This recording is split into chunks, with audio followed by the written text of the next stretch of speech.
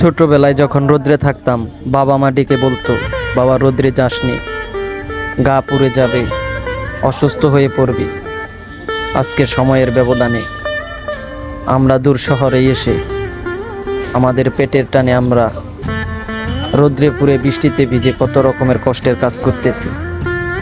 কিন্তু একটা কথা আমাদের সকলের মাথায় রাখতে হবে, আমরা যতই বড় হই না কেন, আমাদের মা বাবাদের কাছে আমরা সবাই এখনো আগের শিশুর মতোই আছি।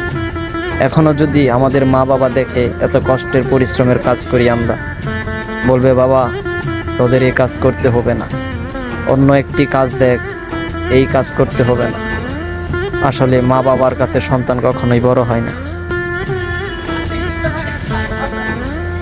মা বাবা তো মা বাবাই হয়, তারপরেও আমাদের এত কষ্টের মাঝেও কাজ করতে হয়।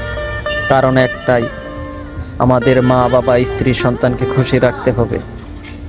তারা যেভাবে আমাদের কষ্ট করে মানুষ করেছে, আমাদের দায়িত্ব আছে তাদেরকে একটু সাপোর্ট করার, শেষ বয়সে তাদের মুখে হাসি ফোটানোর।